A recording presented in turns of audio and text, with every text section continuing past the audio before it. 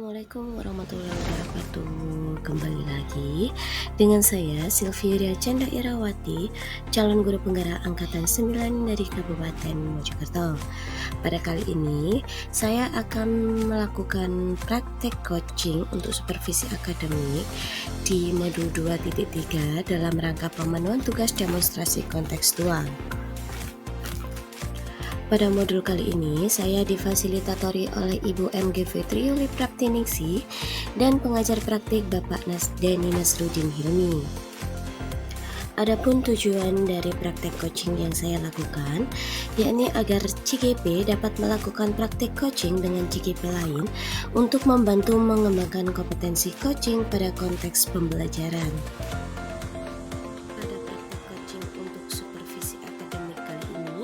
Saya berperan sebagai pengamat atau supervisor, kemudian Bu Marina sebagai coach, dan Bu Ima sebagai coachee. Assalamualaikum warahmatullahi wabarakatuh. Kami dari kelas 332B, calon guru penggerak angkatan 9 dari Kabupaten Mojokerto. Saya Bu Silvia Canda Irawati dari TK Al Hidayah dan rekan saya Marina Isti Indrayanti dari SMPN 1 Gelanggu, serta rekan saya Sandi Makassar dari SMKN 1 Gelanggu. Kami akan mempraktekkan coaching untuk pemenuhan tugas demonstrasi kontekstual pada modul 2.3, yaitu coaching untuk supervisi akademik. Selamat menyaksikan. Assalamualaikum warahmatullahi wabarakatuh. Selamat siang. Waalaikumsalam warahmatullahi wabarakatuh. Selamat siang juga. Bagaimana keadaannya Bu Marina hari ini? Alhamdulillah baik, sehat. Bu Silvi bagaimana? Alhamdulillah baik juga Bu Marina. Baik Bu Marina, pada siang hari ini kita akan mengadakan praktek coaching ya.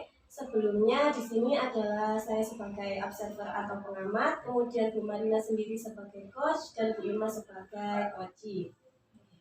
Sebelum kegiatan coaching dimulai, di sini ada beberapa pertanyaan yang perlu saya sampaikan kepada Bu Marina berkenaan dengan kompetensi seorang coach. Pada pertemuan kali ini ada beberapa rubrik juga yang ingin saya kembangkan Bu Marina, yaitu saya ingin mengamati alur kita seperti tujuan, kemudian identifikasi, kemudian rencana aksi, serta tanggung jawab pada kegiatan coaching.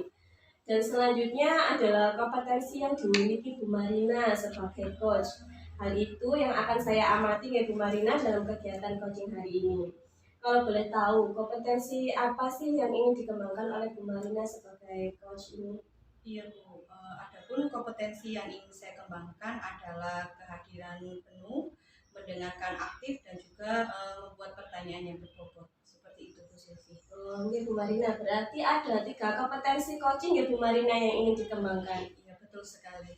Kalau boleh tahu dari ketiga kompetensi tersebut Bu Marina, secara spesifik yang ingin dikembangkan pada kegiatan coaching pada hari ini itu apa Bu Marina? Dari ketiga kompetensi tersebut ada satu Bu yang ingin saya observasi secara spesifik, yaitu mengajukan pertanyaan yang berbobot. Seperti itu Bu. Oke, baik Bu Marina. Kalau boleh tahu, indikator ketercapaian tujuannya itu yang seperti apa yang diharapkan oleh Bu Marina? Harapan saya melalui indikator pertanyaan berbobot, saya sebagai coach bisa mengarahkan coachee untuk mendapatkan solusi dari permasalahan yang dihadapi. Terus selain itu juga nanti saya ingin memunculkan ide-ide baru dari coachee untuk memecahkan masalahnya tersebut. Seperti itu. Baik Bu Marina, ini sudah saya catat ya. Jadi kegiatan coaching kali ini diharapkan Bu Marina dapat menyelesaikan masalah yang dihadapi serta menemukan ide-ide baru. Begitu nggak Bu Marina? Ya, betul sekali Bu Silvi. Ya, baik Bu Marina, untuk kegiatan selanjutnya saya serahkan kepada Bu Marina dan Bu Ima. Monggo Bu Marina bisa dilanjutkan kegiatannya. Ya, terima kasih Bu Silvi. Ya, sama-sama Bu Marina. Assalamualaikum Bu Ima. Waalaikumsalam Bu Marina. Apa kabar? Baik Bu. Tapi kok sepertinya terlihat Bu Ima ini murung. Ada apa Bu Ima? Iya Bu, saya sebetulnya sedang galau Bu ya. Saya ini seperti putus asa ya. Saya kok kepingin eskip saja tuh ya jadi guru ya Bu. Loh, ada apa Bu Ima? Apakah ada permasalahan keluarga? Bukan Bu, bukan masalah keluarga, masalah siswa ini Bu saya. Jika berkenan, Bu Ima boleh bercerita dengan saya ada waktu luang, Bu Ima. Iya, iya Bu, monggo. Saya senang sekali kalau ada yang mau mendengarkan curhatan saya. Oke. Tadi Bu Ima bilang escape. Escape itu apa, Bu Ima? Escape itu keluar Bu. Maksudnya itu ya anak-anak ini di dalam kelas tapi jiwanya kan ada di luar gitu loh Bu. Maksud saya itu. Bu Ima tadi mengatakan mau escape. Ini karena disebabkan siswa-siswanya Bu Ima ini sepertinya malas dan mengantuk saat pembelajaran Ibu. Iya betul Bu. Jadi mereka itu berada di dalam kelas ya. Tapi ada yang mengantuk, malas. Nah itu jadi saya sebut mereka itu siswa yang escape Bu. Sebagian besar tuh seperti itu Bu. Tapi loh Bu, saya melihat itu Bu Ima salah satu guru idaman loh Bu. Banyak dari teman-teman yang mengagumi Bu Ima. Saya pikir anak-anak juga seperti itu Bu Ima. Entah Bu, saya sendiri tidak merasa loh Bu. Ya benar Bu Ima, masa saya berbohong? Bu Ima jangan berpikir untuk escape ya. Saya kira masih ada jalan keluar yang banyak Bu ya. Bukannya begitu Bu Ima? Iya Bu, betul sekali Bu. Sebetulnya kalau dibilang mau escape saya juga ya emang ya sayang sekali yang mau keluar ya. Cuma ya itu tadi Bu ya, saya galau dan putus asa tadi tuh loh Bu. Gitu ya. Ini Bu, mohon maaf sebelumnya. Bu Ima tadi kan mengatakan escape. Escape yang seperti apa sih Bu yang Bu Ima maksudkan itu? Jadi begini Bu, di sekolah saya itu kan satu hari itu ada 10 jam pelajaran ya. Ya. Itu dari jam 7 sampai setengah 4. Ya. Nah, di jam itu saya itu satu minggu, saya ini kan mengajar desain grafis percetakan. Satu minggu itu saya itu mengajar di satu kelas itu ada 12 jam. Nah, hari Senin saya itu 3 jam setelah upacara. Nah, yang ini tidak masalah kan karena pagi mereka itu. Kemudian hari Rabu dan Kamis itu saya tuh di 3 jam terakhir. 8, 9, 10 gitu. Kemudian hari Jumat itu di jam tengah akhir gitu ya. Nah, yang Jumat itu ada 1 jam setelah sholat Jumat. Sedangkan yang hari Rabu dan Kamis tadi itu kan mereka masuk setelah isoma ya, setelah istirahat setelah makan. Iya. Nah, ketika mereka masuk setelah istirahat kedua itu Bu, gayanya itu Bu ya, Masya Allah Bu, pokoknya mereka itu ya masuk kelas tapi wajahnya tuh seperti terpaksa gitu loh Bu. Ada yang males ya, duduk di kursi tapi selendotan gitu ya, pura-pura nulis, menguap, pokoknya gayanya banyak Bu. Jadi saya tuh kalau sudah ngasih materi di hari itu, di jam itu ya, aduh rasanya sia-sia Bu, saya ini sudah keluar suara banyak tapi mereka nggak mendengarkan kan, putus asa Bu ya. Iya. Coba kalau kemarin aku itu kan juga putus asa juga ya Bu ya. Iya, baik Bu Ima. Jadi kalau bisa saya simpulkan berarti jamnya Bu Ima ini kebanyakan setelah jam istirahat kedua ya Bu? Iya Bu, betul sekali Bu. Betul. Lantas yang Bu Ima merasa escape itu pada hari Rabu dan Kamis gitu? Iya, karena di jam terakhir itu kan Rabu, Kamis dan Jumat tadi yang 1 jam Bu ya. Nggih. Ini saya cerita sebelumnya. Oh begitu. Iya Bu, betul. Apakah Bu Ima pernah menghubungi kurikulum mungkin terkait pembagian jam tersebut, misalnya mengajukan jadwal pembelajaran di jam pertama atau mungkin sebelum isoma itu Bu? Pernah Bu, saya itu pernah menghubungi kurikulum ya.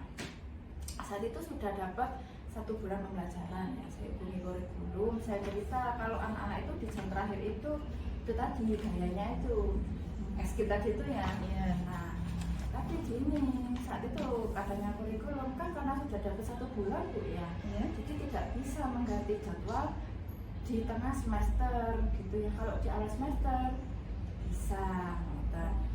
Lalu saya ajukan lagi, ya nggak apa-apa, oke lah kalau semester ini saya ngajarnya ini modelnya begini, tapi saya mohon nanti di semester depan gitu ya, ini jam saya bisa diganti, mau saya begitu Bu. Tapi ternyata kata kurikulum tuh begini, kan sekolah saya tuh kan gurunya banyak Bu ya, ada 100 lebih guru ya, ada yang ASN, ada yang P3K, ada yang DTP. Nah dengan status yang bermacam-macam itu kan untuk menata jadwal ini kan tidak mudah gitu. Iya, betul. Kemudian lagi ini kebijakan sekolah juga Bu. Ini loh Bu, untuk pembelajaran numerasi ya, seperti matematika, fisika, dan kimia terapan itu ditaruh di jam awal. Nah seperti saya ini kan produktif Bu ya, kayak produktif, kemudian kesenian gitu itu biasanya itu ditaruh di jam tengah sampai akhir, termasuk jam saya ini imbasnya begitu loh Bu. Jadi kalau saya minta jam awal ya sepertinya tidak akan mudah Bu, gitu. Begitu ya Bu Ima. Iya. Kalau dilihat dari ceritanya Bu Ima tadi cukup banyak ya guru yang ada di sekolahnya Bu Ima. Iya betul Bu. Iya. Terus lalu jadwal yang telah diplot dengan mapel matematika dan sejenisnya itu memang susah juga Bu ya untuk mengganti jadwalnya kalau begitu ya Bu ya. Iya Bu, sepertinya tidak bisa dijadwal ulang sepertinya Bu. Oh begitu. Nah Bu Ima, untuk penjadwalan ulang kan sangat tidak memungkinkan seperti itu ya. Apakah mungkin Bu Ima punya cara-cara yang lain, misalnya yang bisa diusahakan oleh Bu Ima? Nah ini sempat terpikir juga ya kan, karena saya ngobrol sama Bu Marina ini ya, baru pikir juga ya. Kalau gini Bu, tapi ini belum saya coba ya. Kalau misalkan ya anak-anak ini kalau di jam terakhir gitu di materi saya kan desain ya, tapi kalau desain itu kan biasanya teoritis Bu ya. Misalnya kalau di situ saya selipkan yang ada sedikit fisik itu mungkin apakah itu bisa ya Bu kira-kira ya Bu? Bisa juga Bu, kan mengingat pembelajaran kita itu menurut filosofi KHD itu kan juga guru melayani murid kan, seperti itu Bu Ima. Bisa jadi nih, saya juga anggap saja gini ya, berarti saya ini sedang memberikan apa yang mereka inginkan ya Bu ya. Betul sekali Bu Ima. Betul, sesuai dengan disesuaikan dengan mata pelajaran Bu Ima yang diampu. Tentu hal itu akan membangkitkan semangat dari anak-anak. Dari hal tersebut tentu harapannya Bu Ima anak-anak bisa konsentrasi itu bisa muncul kan, seperti itu Bu Ima. Iya Bu. Mungkin saya akan coba yang kalau yang anak-anak fisik itu ya. Ini kan karena siswa saya sudah besar-besar Bu ya. Iya betul. Kalau saya ajak ice breaking kayak bernyanyi begitu kan sepertinya tidak mungkin Bu ya. Mungkin saya selipkan begini Bu ya. Anak-anak ini saya suruh untuk mengambil gambar ya pakai fotografi atau videografi lah boleh, tapi diambil di luar kelas, di lingkungan sekolah lah di jam akhir itu. Jadi kan mereka kan ada kegiatan fisik ya. Nah nanti yang mereka ambil itu mereka selipkan di dalam desain. Mungkin kayak begitu bisa mungkin Bu ya diakali seperti itu ya Bu ya. Iya, monggo silahkan Bu Ima, enggak apa-apa. Silahkan. Oke Bu, saya akan coba menyelipkan ada fotografinya dan videografinya di dalam desain. Saya akan coba seperti itu. Oke, silahkan Bu Ima, silahkan. Oke. Oke Bu Ima, setelah jenengan tadi kan sudah membuat ide baru terkait pembelajaran yang akan Bu Ima terapkan. Iya, juga karena ngobrol sama Bu Marina. Akhirnya Bu Ima menemukan ide-ide yang baru ya Bu ya. Ini Bu Ima, saya mau sedikit bertanya, kira-kira dalam proses pembelajaran yang baru ini dengan model pembelajaran yang baru ini, kira-kira Bu Ima memulainya itu kapan? Kalau saya mulai mungkin gini Bu ya, minggu depan ya, kalau hari Senin kan pagi ya tidak masalah ya. Mungkin minggu depan itu hari Rabu ya, kami saya akan coba yang ini ya, yang mereka saya bawa ke lingkungan luar kelas gitu ya. Saya coba gitu mungkin hari Rabu depan. Oh oke. Berarti hari Rabu sama hari Kamis begitu ya Bu Ima ya. Berarti nanti setelah hari Rabu dan hari Kamis itu kita nanti bertemu lagi ya Bu Ima ya. Saya ingin mendengarkan cerita Bu Ima tentang bagaimana model model pembelajaran yang Bu Ima sudah terapkan dan reaksi dari peserta didiknya Bu Ima. Seperti itu Bu Ima. Bu, terima kasih Bu. Kalau begitu terima kasih ya Bu Ima ya. Sama-sama Bu. Untuk ngobrol-ngobrolnya ini, semoga sukses, semoga metode yang digunakan berhasil untuk anak-anak. Iya, terima kasih Bu. Terima kasih Bu Ima. Iya. Baik, terima kasih atas praktek coaching yang telah dilakukan oleh Bu Marina dan Bu Ima. Di sini saya akan mengevaluasi ya Bu Marina perjalanan coaching yang baru dilakukan oleh Bu Marina. Secara garis besar, alur cerita pada kegiatan coaching tadi sudah nampak semuanya. Di daftar rubrik saya, semua juga sudah tercentang, baik dari tujuan kegiatan coaching, kemudian identifikasi masalah juga sudah nampak, rencana aksi dan tanggung jawab juga sudah tampak. Dan untuk mengembangkan indikator pertanyaan yang berbobot, saya kira itu juga sudah terlihat Bu Marina. Beberapa kali mengutarakan pertanyaan berbobot yang memberikan solusi ataupun ide-ide baru buat Bu Ima dalam menyelesaikan masalah siswa yang SI. Nah, sekarang yang ingin saya tanyakan Bu Marina, indikator ketercapaian apa yang tampak pada kegiatan tadi yang ingin dikembangkan? Adapun indikator ketercapaian yang tampak dan dikembangkan adalah saya mengajukan beberapa pertanyaan yang efektif dan juga berbobot Bu. Yang harapan saya dapat membantu Bu Ima dapat menyelesaikan masalah dan memunculkan ide-ide baru dalam menyelesaikan masalahnya. Salah satunya dengan menerapkan metode pembelajaran yang baru. Misalnya seperti pembelajaran di luar kelas dan juga menyelipkan fotografi dalam desain dalam materinya.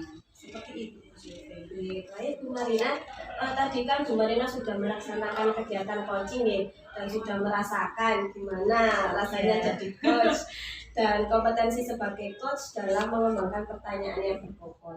Misalnya ini, dalam kegiatan coaching ke depannya, kompetensi apa yang ingin dikembangkan oleh Bu Marina untuk kedepannya?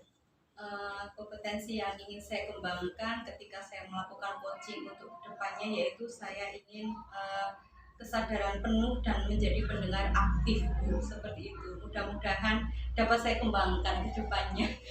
Baik Bu Marina, terima kasih untuk waktunya.